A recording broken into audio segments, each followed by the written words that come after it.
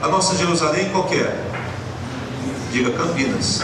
Judéia, o nosso estado de São Paulo. Samaria, Brasil. E as confins da terra, onde nós temos missionário lá no Kurdistão, lá na Índia, lá na Guatemala, no Haiti e assim por diante. Amém? A missão integral é a missão que começa no ir e concomitantemente pregando o Evangelho em todas essas regiões, mas a missão integral fala da questão da libertação do homem do pecado, da injustiça, fala da libertação do homem da questão emocional, da libertação emocional do homem, das maldições que prendem o homem, né? Mas fala também do social. Foi perfurado um poço lá, né? Foi perfurado 3 poços, se não me engano, naquela região. A maioria deles não deu água, mas até que um deu água, né? E nós queremos levar alguma coisa além do espiritual e também fazer ajudar na transformação social. Quando chegamos lá não tinha energia, hoje tem energia. Quando chegamos lá, a água era muito difícil. Eu mesmo tomei banho em água que era num rio que passava, que ficou seco, ficou uma poça muito grande. Tomar um banho lá, não tinha água para tomar banho, ou tinha que buscar água muito longe, né? Mas hoje Deus está mudando isso. As casas que eram de barro, o governo foi lá e construiu casas de tijolos, né? E é interessante que se construiu casas de tijolos com cisternas, para até coletar água de chuva, tudo, um negócio muito bem feito pelo governo. Mas as pessoas às vezes ficavam na casa de barro e a casa ali ficava como um depósito. Aí o governo começou a destruir a casa de barro, eles poderiam migrar para a casa de tijolos, né? E é toda uma mudança cultural, né? Em que Deus está realizando isso. E nós estivemos lá, e continue orando, continue participando em nome de Jesus. Nós queremos continuar enviando e fazendo aquilo que é o melhor, que é o ápice de tudo, que é plantar igrejas. Amém? A igreja de Jesus transforma onde ela está. Amém? A igreja íntegra, a igreja pura, a igreja que saiu do coração, a igreja bíblica, né? Que é o que nós queremos. Ela transforma, ela faz o deserto florescer. Isso está acontecendo em tantos outros estados que falamos lá.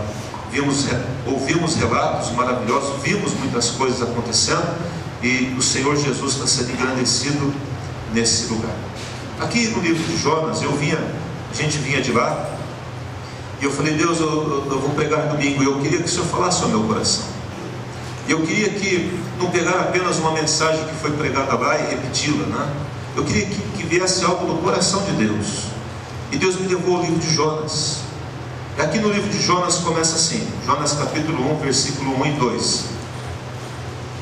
Veio a palavra do Senhor a Jonas, filho de Amitai, dizendo: dispõe-te, vai à grande cidade de Nínive e clama contra ela, porque a sua malícia subiu até mim. Vamos orar. Obrigado, Deus, pelo teu grande, maravilhoso e poderoso amor. Amor que vence todas as coisas. E nós te pedimos que nessa noite o teu Espírito Santo venha acrescentar algo maravilhoso no nosso coração. E diga assim comigo: Espírito Santo, o Senhor vai falar comigo. Eu quero ouvir com o coração e quero colocar em prática no meu dia a dia, para a tua honra e glória. Jonas recebeu uma direção muito clara de Deus. Diz a palavra que veio a palavra do Senhor a Jonas, e Deus disse para ele: vai, dispõe-te e vai à cidade de Nínive, porque essa cidade, a malícia dessa cidade está clamando a mim. O mau cheiro da cidade está clamando a mim. É uma grande cidade, né? Nínive era a capital do Império Assírio, né? A Assíria havia feito muitas guerras contra Israel, tinha empobrecido Israel, era um centro de idolatria e de coisas malignas e de prostituição, de imoralidade, toda a ordem, e a coisa estava tão feia, tão horrível na cidade, que Deus fala: eu vou dar um fim nessa cidade. Uma cidade que nessa época tinha 130 mil habitantes. Olha só, né? Hoje talvez uma cidade, até Bebedouro tem 80 mil, você tem uma ideia hoje, nos dias de hoje. Mas essa cidade, nesse tempo, já era desse tamanho. E Deus olha para aquela imundície, para aquele pecado, para aquele desvio total, e fala: não, eu vou dar um jeito, não tem como, eu vou destruir essa cidade. Mas antes disso, o que eu disse? Deus fala para Jonas: vai, dispõe-te e vai até lá, e clama contra a cidade, passa pelo meio da cidade, 3 dias a pé, para atravessar a cidade de um lado para o outro. E ele não vai. A questão é que ele não vai. E tinha motivos para isso, não plausíveis, não motivos bíblicos. Ele tinha um motivo dele, natural, do homem. E a história de Jonas fala muito da nossa história, daquilo que nós homens somos, amém? Não? Fala da nossa humanidade, queridos. Jonas fala do homem, da carne do homem, daquilo que o homem se inclina, e um homem que conhece a Deus, das dificuldades de um homem de obedecer a Deus, de fazer a vontade de Deus, de um homem que conhece a Deus. Nínive fala do tempo que nós estamos vivendo hoje, que é um tempo caído, é um tempo desesperador. E nós aprendemos algumas lições com esse texto, com essa história de Jonas. Esse livro já foi pregado eu mesmo já preguei muitas vezes sobre esse livro, mas Deus me deu um entendimento muito claro a esse respeito nesses dias. A primeira lição que nós vemos aqui, o que nós aprendemos nesse relato, é que o mundo jaz no maligno. Jesus já falou isso, está escrito na palavra, e não era diferente, não é diferente hoje. Como é que o mundo está hoje, né? O que você tem visto hoje, que eu tenho visto? Se você ligar a televisão hoje à noite no Fantástico, você vai ouvir 10 notícias. Quantas delas são ruins e quantas delas são animadoras? Quantas? Coisas que nos levam para baixo, mas são coisas reais. A maldade, a malignidade é uma coisa que está permeando. Os assassinatos estão permeando para todo lado. A segunda esposa do marido que pega um fio e enforca uma criança. É uma mãe ou sei lá quem que coloca uma criança dentro do micro-ondas, ou que abandona uma criança num banheiro de praça, alguma coisa assim, de um shopping. O que nós temos visto hoje? Quando você abre um jornal, que não seja corrupção, que não seja mentira, engano, falcatruas e desonestidade, irreverência, vícios, a questão dos desvios sexuais de homens e de mulheres, onde eles querem, por uma opção, né? Nós temos que ficar calados. É diferente do negro que não escolheu ser negro e nasceu negro. Nós temos que respeitá-lo e amá-lo. E eu tenho que ser respeitado porque sou branco, mas não escolhi ser branco. Mas não, eu fiz uma escolha, e agora eu não posso falar o que eu penso a respeito daquilo. É sério isso, né? As famílias estão sendo destruídas, os vícios estão aí, né? E nós estamos vivendo uma Nínive hoje. A Nínive está presente, né? No nosso meio. Estamos vivendo no meio dos ninivitas. E aí Deus olha para aquilo ali e fala assim: Jonas, vai lá e clama contra a cidade. A comissão que Deus deu a Jonas, a incumbência que Deus deu a ele, a tarefa que Deus deu a ele, é a tarefa que Deus está nos chamando para fazer. Eu e você. Você lá no seu trabalho, para você agir com justiça no seu trabalho, para você não pegar um pacote de papel sulfite e levar para casa, que não te pertence, não é seu. E na escola, quando se pega um livro e não passa pelo controle, leva embora o livro da biblioteca. Deus está nos chamando para fazer diferença, para não tocar naquilo que não é nosso, para pagar o preço por falar a verdade, por ser íntegro diante dele. A igreja de Jesus não é essas paredes, graças a Deus por elas. Mas a igreja de Jesus é você. Diga assim para o teu irmão: você é igreja. A igreja é viva. A igreja não é um monumento. A igreja não é um montoado de tijolos. A igreja não é uma torre que ostenta uma cruz em cima. A igreja somos nós, pessoas humanas que correm sangue aqui dentro, onde eu escolho não fazer a vontade de Deus. E nós estamos no meio desse mundo. E Deus está comissionando um homem, como Ele está comissionando você. Em segundo lugar, é a nossa disposição ou não de fazer o que Deus manda que nós devemos fazer. Olha aqui, irmãos.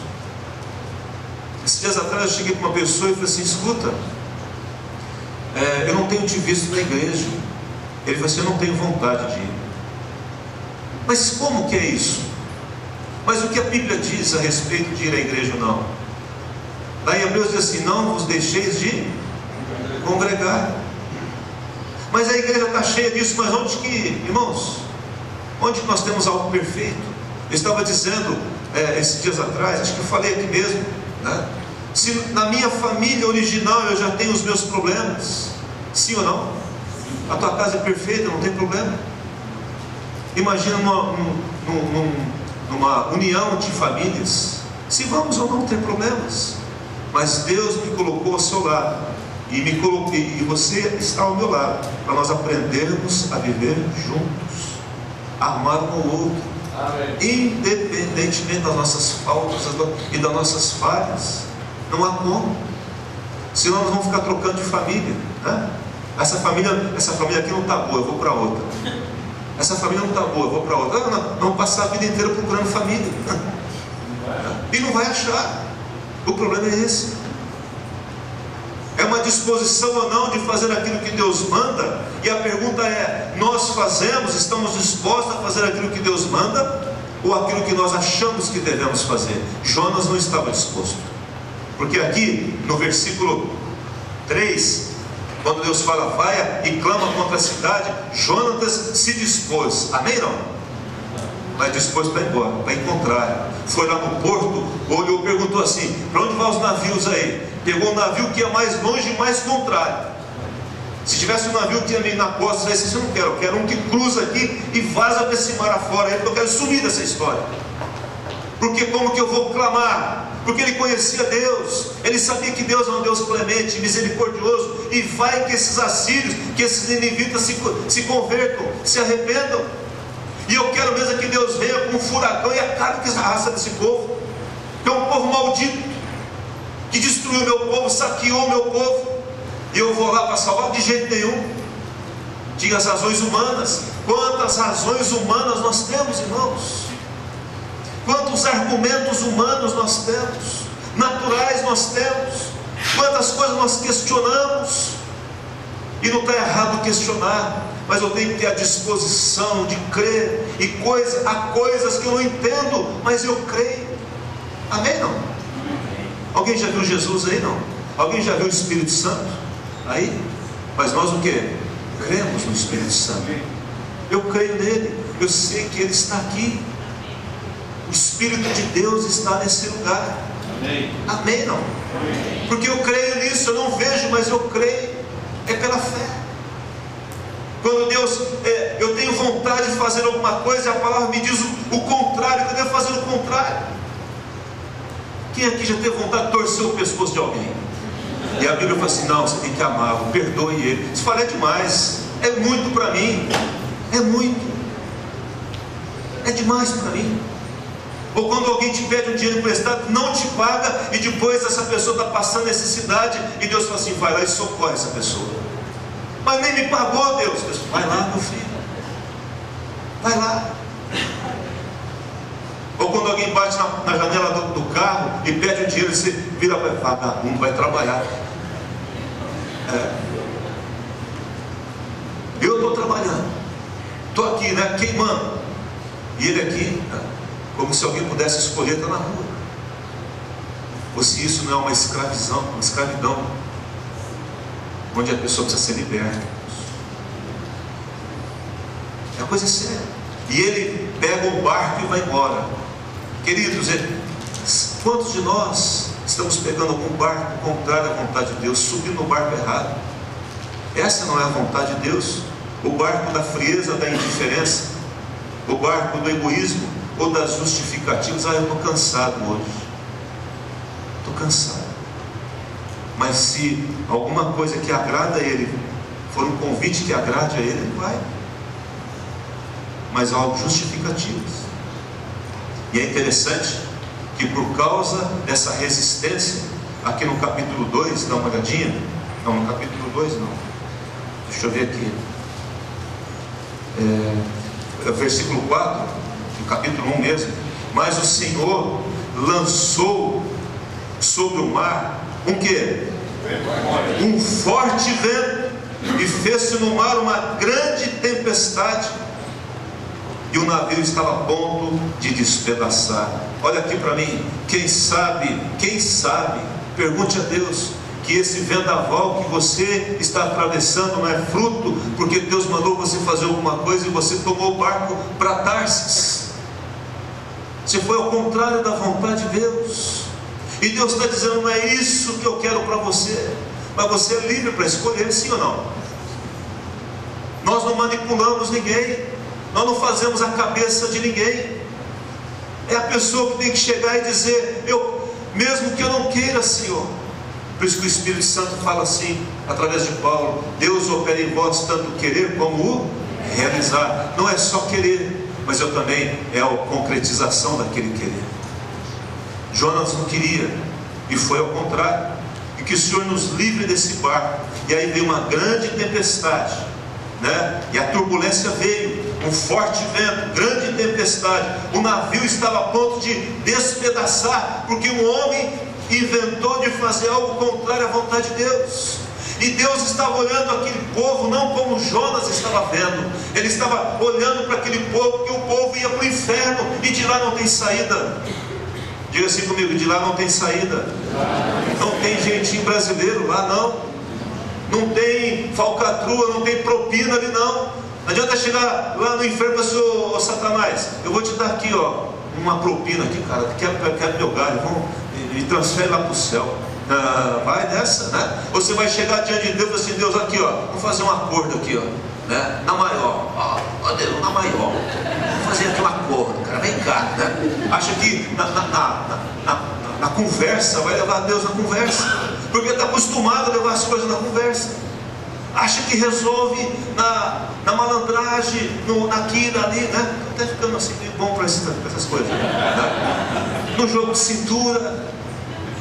Diga para o teu irmão assim: lá não vai funcionar isso daí não. Gente, a gente vai para o Nordeste, pega uns negócios desses, né? Mas é interessante que lá no capítulo 2 diz a palavra, Jonas faz uma oração de arrependimento. Olha aqui, depois você lê o capítulo 2 comigo. Aí o barco estava para espedaçar, Jonas foi querer pegar sua consciência pesada e foi dormir, né? E aí ele acorda e fala: rapaz, está dormindo aqui, o negócio está quase acabando. E lançaram sorte, deu um Jonas, lógico, o cara estava carregado. Estava carregado de desobediência, né? Aí ele falou assim: se vocês me lançarem no mar, eu sou o culpado. Graças a Deus ele assumiu, né? Eu sou o culpado dessa história aqui. Me lança no mar, vocês vão ver que vai acabar. Lançou o mar acabou. Aí o peixe veio e nhoque no cara, né? E lá dentro da barriga do peixe ele fez uma oração. E um pedacinho da oração está aqui no capítulo 2, versículo 7. Quando dentro em mim desfalecia a minha alma, eu o quê? Me lembrei do Senhor, e subiu a ti a minha oração lá dentro, no coração do mar, no teu santo templo. Os que se entregam à idolatria vã abandonam aquele que lhes é misericordioso. Jonas estava idolatrando a sua vontade, os seus conceitos humanos. Mas a voz do agradecimento eu te oferecerei sacrifício. O que votei, o que? Pagarei. Diga assim comigo: ao Senhor pertence a salvação. Esse é o nosso Deus. Esse é o nosso Deus. Aí Jonas é vomitado ali.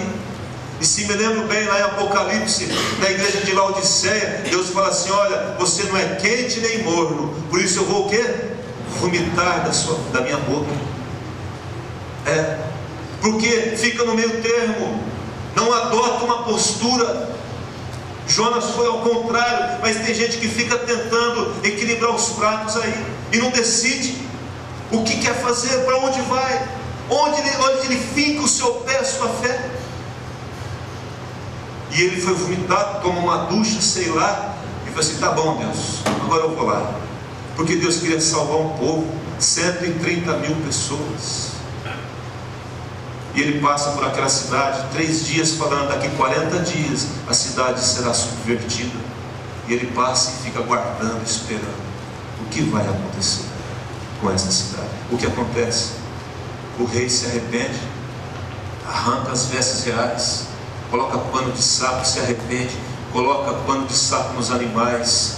Todo mundo vai ao pó, pede perdão a Deus, e Deus foi um Deus misericordioso. E a cidade, por causa disso, essa cidade ainda teve uma sobrevivência por mais de 100 anos, por causa desse arrependimento. Irmãos, o arrependimento perpetua a nossa vida nessa terra.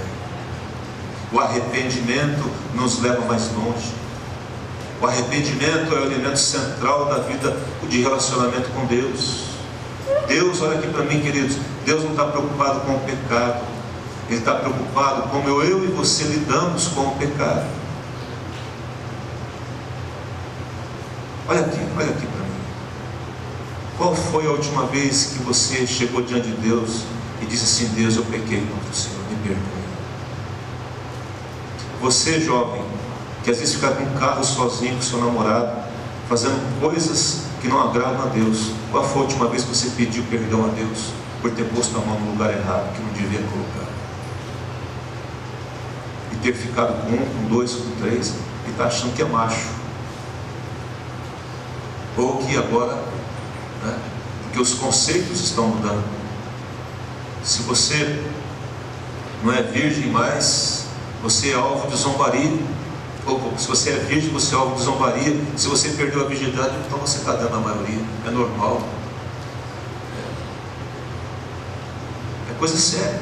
Falando com o pai, ele disse assim: ah, fulana está namorando e tal. Minha filha, ela está namorando, que legal, que bom. Aí eu disse para ela assim: olha, esse negócio de relação aqui em casa não. Eu falei: nossa, que bom, cara, mas olha, só lá fora.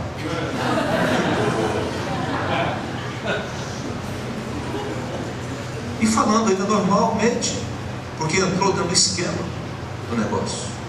Fumar um baseado de vez em quando não é mal não. Dar umas fugidas para cá e para ali não é mal não. E ele se arrepende profundamente ali e faz uma oração, e Deus ouve a oração. Mas agora ele vai. A quarta coisa que nós aprendemos aqui nesse relato é que Deus ama aquilo que nós devemos amar, aquilo que Deus ama. Amém? Não? O que Deus ama? Quem Deus ama? Diga a pessoa do nosso lado: Deus te ama profundamente. Só tem sentido porque eu e você estamos aqui no capítulo 4, versículo 1, dá uma olhadinha comigo. Com isso, desgostou-se Jonas extremamente e ficou o quê? Irado. Versículo 4, disse o Senhor: é razoável essa tua ira? Ele ficou irado por quê? Porque Deus perdoou o povo e não quis destruir o povo, contrariou a vontade do rapaz. A coisa é séria,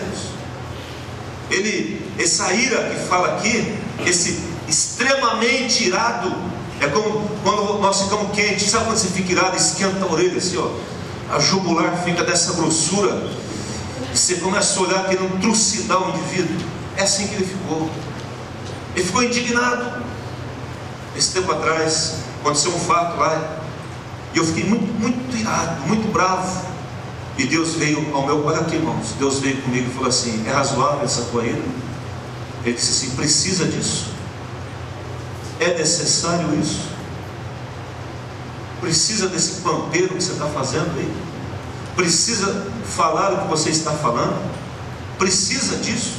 É necessário? É razoável isso?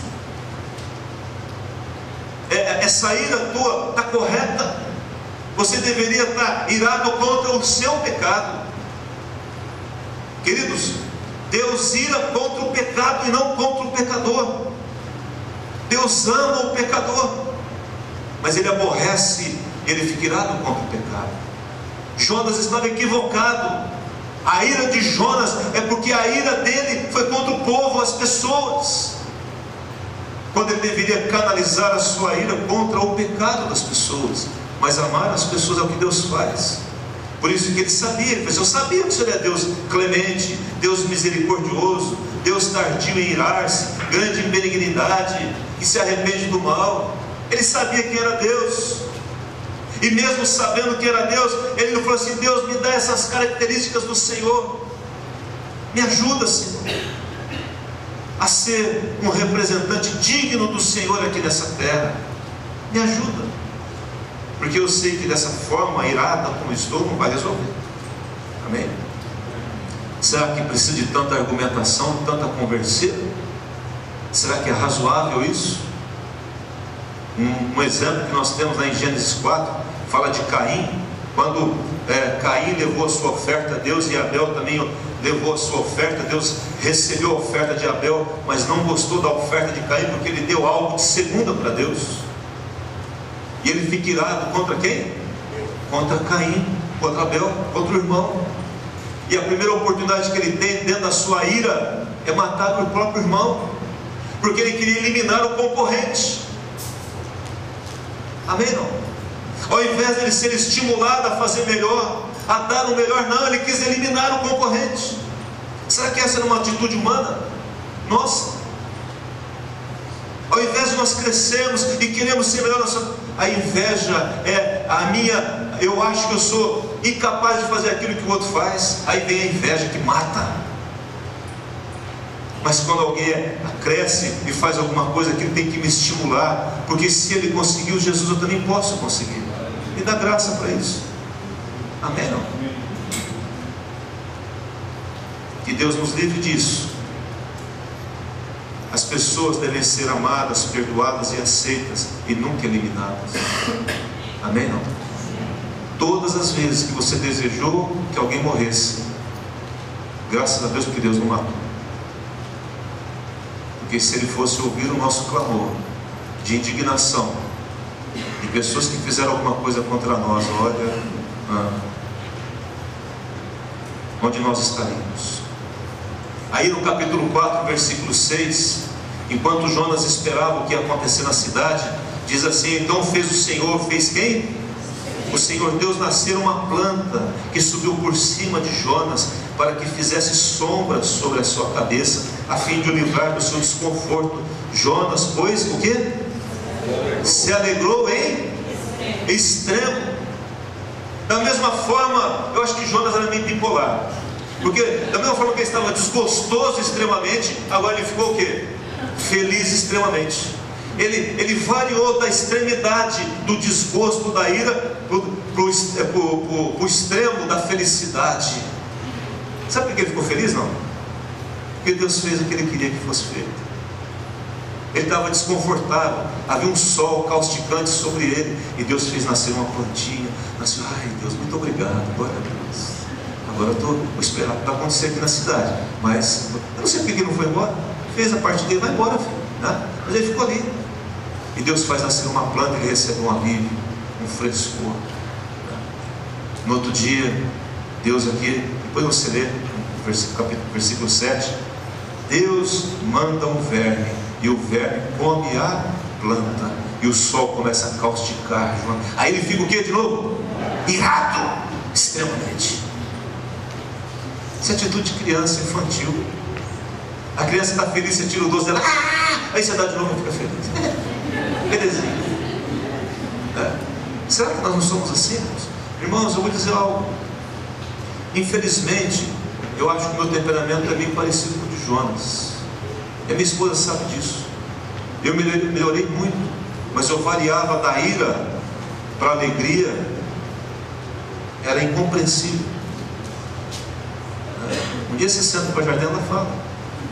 Pergunta para ela. E ainda sobra alguns flashes disso na minha vida. Aí eu caí em si, fico quieto, peço perdão a Deus, peço perdão a ela. Sabe por quê? Desgostou a gente, não fez o que queria, contrariou a nossa vontade, a gente fica pirracento, né? Bate o pé e fala: não, tem que ser assim, Deus. Se o Senhor não fizer assim, então Deus, né? Eu largo, eu não vou mais na igreja. Muitos estão. Sabe por que Deus não fez a vontade dele? Como se Deus fosse um empregado nosso para fazer a nossa vontade. É o que estão pregando por aí, né? Infelizmente, ele deixa de ser Senhor para ser o quê? Empregado, mandado. Que tristeza é essa que nós estamos vivendo hoje? Nós temos que nos referir a Ele como o Senhor dos Senhores, Deus dos deuses. Senhor, nós te pedimos isso, nós clamamos por isso, mas seja feita a tua vontade, na terra, no céu, que seja feita na terra. Amém? Não? Amém. Que Deus nos ajude nisso. Aí secou, e aí ele fica irado de novo. Se você der uma olhadinha no versículo 9, ele fica irado, né? Mas no 9 Deus fala de novo para ele. Então perguntou Deus a Jonas: é razoável essa tua ira por causa da planta? Ele respondeu: é razoável a minha ira até a morte. Olha só a ira desse homem. O Senhor falou para ele no versículo 10: você está tendo compaixão da planta que não te custou o trabalho, a qual não fizeste crescer, que numa noite nasceu, na outra noite pereceu. Não hei eu de ter compaixão? E compaixão aqui é ser movido pelo seu interior.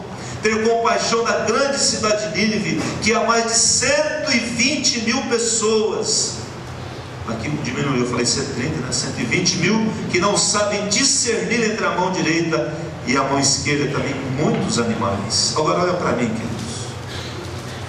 Jonas estava valorizando, presta atenção e guarda isso no seu coração. Jonas estava valorizando muito mais uma planta do que uma pessoa. Vocês entenderam o que eu falei? Ele estava mais dolorido pela morte da planta do que da morte dos ninivitas. Essa é a verdade. E essa é uma realidade que nós temos que tomar cuidado. Deus estava sendo movido pela sua compaixão, e Jonas estava sendo movido pelo seu egoísmo. Fez a vontade de Deus, meio apertado. A cidade foi salva, mas no final do livro nos deixa uma mensagem em que nós temos que botar a cabeça no travesseiro nessa noite e pensar, e pensar, e pensar, porque eu estou pensando. Quanto vale uma vida? Quanto vale? A nossa lei, deve ter advogados aqui, né? A nossa lei, se você matar um mico-leão dourado, você vai preso no mesmo dia e não tem fiança. É assim ou não? Porque está em extinção. Mas se você mata uma pessoa em primeira instância, você fica livre. Não é assim, advogado? Olha lá, Daniel, é assim. Você fuzila uma família, você fica livre. Mas se você arranca uma árvore que é preservada, você vai preso na mesma hora, sem fiança. Olha só a troca das coisas. Eu não estou dizendo que tem que guardar as árvores, que tem que guardar mico, leão dourado. Eu estou dizendo que gente é mais importante que bicho. É só isso, irmãos. Eu estou dizendo que o cachorrinho nosso morre, nós choramos. O irmão que morre, nós não choramos. Mas que coisa, o que está acontecendo? O cachorrinho de estimação fica doentinho, a gente fica lá, passa a noite com o cachorro, mas não temos coragem de sair de casa e passar uma noite com o irmão que está no hospital. Não tem tempo. Estou falando o que Deus está falando comigo, irmãos. As coisas estão trocadas. A coisa é mais valiosa do que as pessoas. Se a gente está num carro novo, passando um buraco, pá, você fala, ai, mas se alguém cai, você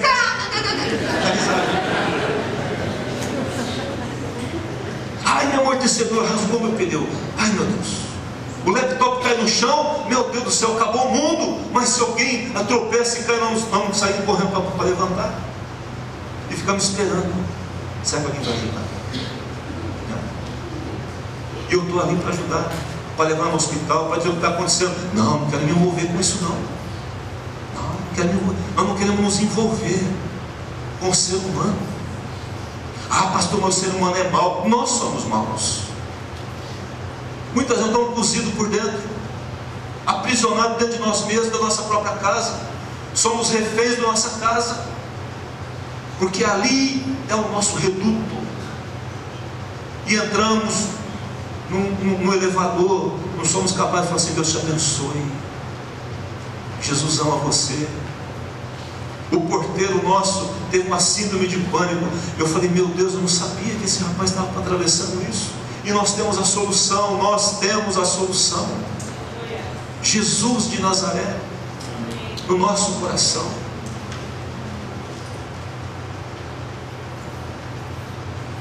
E aí, eu pensando nisso, eu falei: como eu posso identificar como eu estou?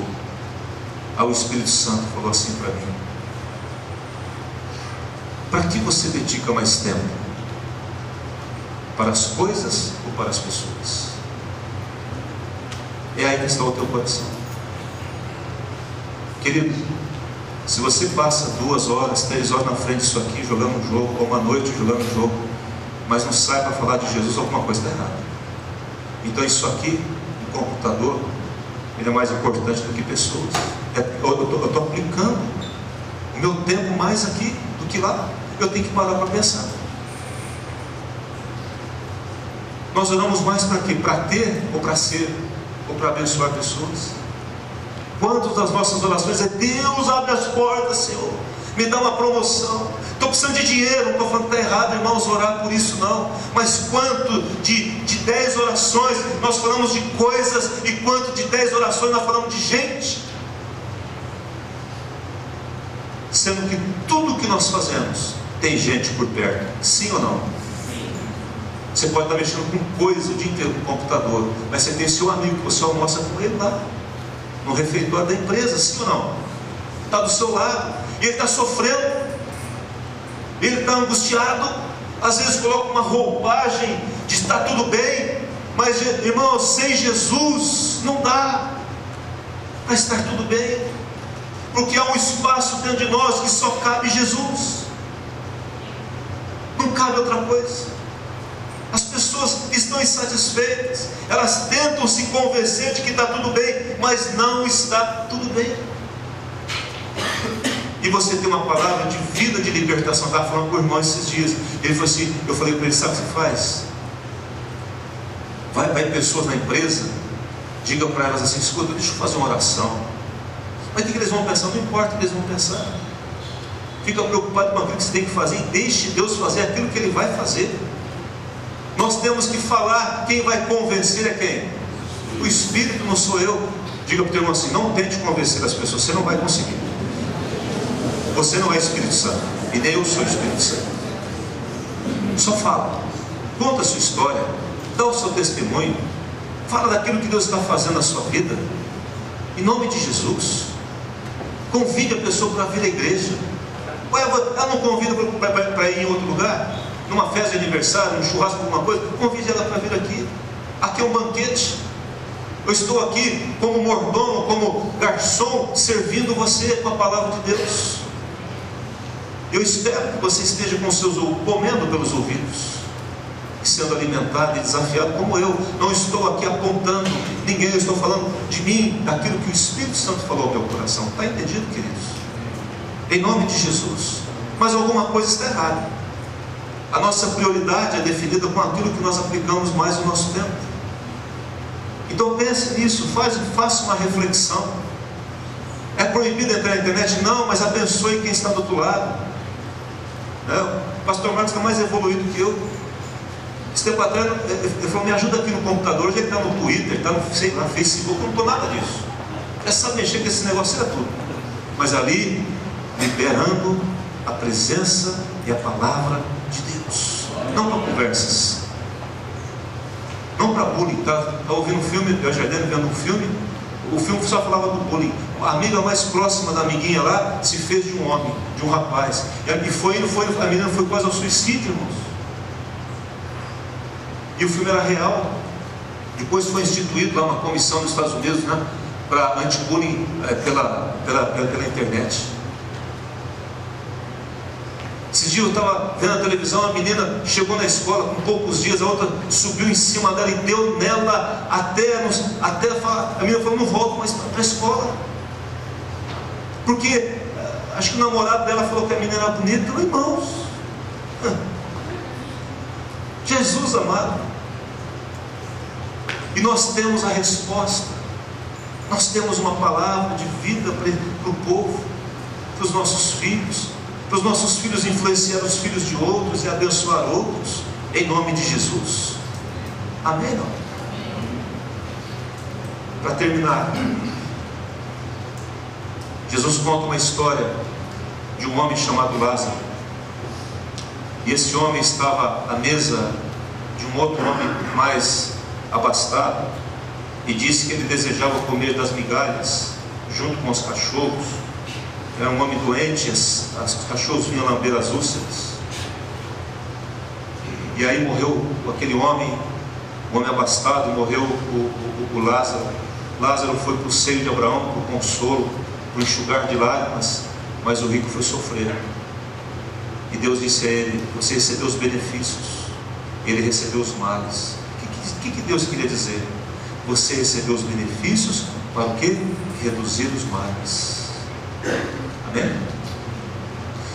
Eu te dei para que você pudesse o quê? Ajudar outros. Você não fez. Você tratou Lázaro como se fosse um dos seus cachorros, um dos seus animais. Sabe, irmãos, nós temos planta em casa e nós regamos as nossas plantas, sim ou não? Você vai lá, rega a sua plantinha, mas nós muitas vezes não ligamos para uma pessoa durante a semana para dizer: olha, eu lembrei de você, posso fazer uma oração com você? Mas a plantinha está viva e o irmão está morrendo. A planta vale mais do que o ser humano. É sério isso, irmãos. E nós como igreja temos que nos despertar para isso. E você e eu podemos fazer algo a esse respeito. É só olhar ao lado e se importar com as pessoas. Deixe a plantinha morrer, desde que o ser humano floresça. Mas se puder, abre também a plantinha, vamos ver ela verdinha. Tá vendo? A jardim pega as plantinhas, coloca tudo lá na cozinha, tudo vivo, né? Ganhou planta anos atrás, está florescendo até hoje. Quem cuida da planta é assim, são as pessoas. Às vezes elas estão espinhudas, estão arredias, mas abrace. Você vai sangrar um pouco, não é assim não? Abraçar o espinhudo, você vai sangrar. Mas daqui a pouco os espinhos vão saindo e você vai levando a cura. Você vai ser ferido também por um tempo. Só que a primeira espinhada que a gente leva, a gente fala: não, já fiz minha parte. Não é isso? Ou é só eu? Mas elas vão se espinhar. Diga assim para o teu irmão: eles vão te espinhar. Mas fica firme. Às vezes uma palavra atravessada, um mau humor, um não cumprimento, você não tem nada a ver com a minha vida, eu não quero saber esse negócio de religião, não fala comigo disso, não estou falando de religião. Quem aqui fala disso? Você fala de religião? Se você fala, você está errado. Nós não pregamos o quê? Religião. Nós não pregamos igreja da família cristã. Nós não pregamos um CNPJ, um nome. Nós pregamos Jesus, aquele que morreu na cruz e ressuscitou a terceira dia. Nós falamos de vida. É de Jesus. Não é de igreja. Não é de denominação. Não é de movimento eclesiástico. Nós falamos de vida. E Jesus. Esse homem abastado, ele não conseguiu sentir a dor e a necessidade do Lázaro. Mas tem os assírios do outro lado. De um lado estão os Lázaros, pessoas que estão necessitadas de um seu apoio, necessitadas de um pedaço de pão, necessitada de um abraço, de uma palavra de consolo. Mas tem os assírios que estão debaixo da idolatria, da imoralidade, do engano, dos vícios, estão sendo vencidos pelo diabo. Ele está dizendo: vai e fala, vai e fala, não pega o barco não suba nesse barco, faz a minha vontade que eu vou ser com você, eu vou te abençoar, em nome de Jesus. Vamos orar, vamos ficar em pé.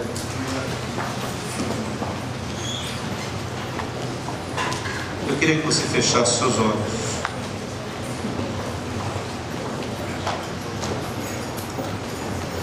Nós estamos com o propósito de batizar 200 pessoas até dezembro, até novembro desse ano.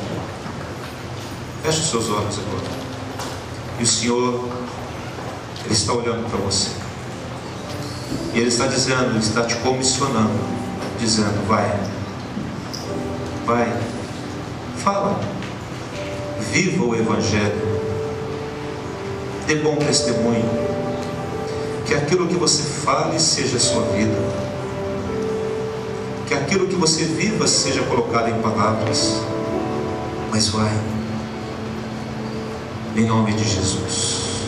Oh,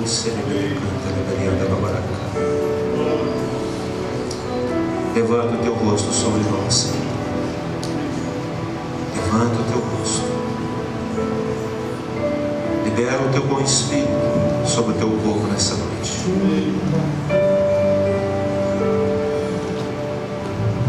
É uma noite onde o Espírito Santo nos move a uma nova disposição de dizer, eu vou, Senhor. Me ajuda, Espírito.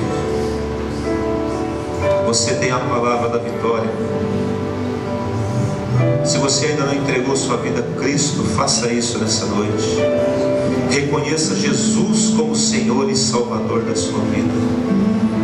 Diga ao Espírito Santo, Espírito, entra aqui no meu coração.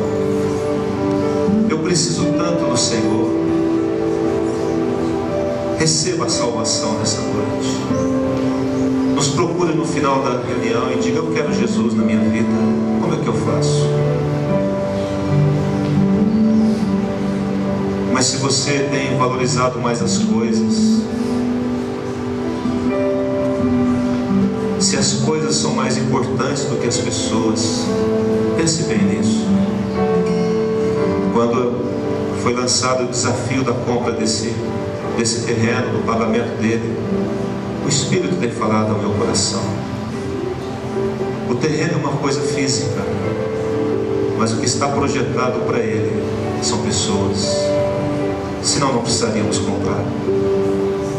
Então, disponibilize aquilo que eu tenho te dado, para que pessoas tenham lugar para se encontrar, para se reunir e receber a minha unção, a minha palavra, a minha libertação, o meu ensino, a minha graça, onde as pessoas serão ensinadas a me adorar, me louvar, um lugar separado, santo para mim, como é este lugar aqui. Nós queremos erguer as nossas cabeças nessa noite, olhar para fora e ver quantos que estão lá fora hoje, quantos assírios, quantos ninivitas, quantos Lázaros estão lá fora, precisando de cuidado. Sabemos que não vamos fazer tudo, mas podemos fazer alguma coisa. E queremos fazê-lo. Enquanto nós cantamos agora, se você desejar sair do seu lugar, vir aqui à frente e dizer, Senhor, eu quero responder, não quero ser como Jonas. Eu quero dizer ao Senhor que eu não vou pegar o primeiro barco que vier na minha frente, porque não vai valer a pena. Eu quero dizer sim a Ti. E quero passar no meio dessa cidade de Jerusalém, Judéia, Samaria. E se o Senhor me mandar aos confins da terra, eu vou. Esses dias eu estava conversando com a Jardine e falei, bem, esse Nordeste precisa tanto da palavra. E se Deus nos chamar para lá? Ele que chame. Nós estamos aqui para dizer, Senhor, é sim a Ti. É só o Senhor dizer. É só o Senhor programar isso. O restante o Senhor vai resolver. Mas o que cabe a mim é dizer sim.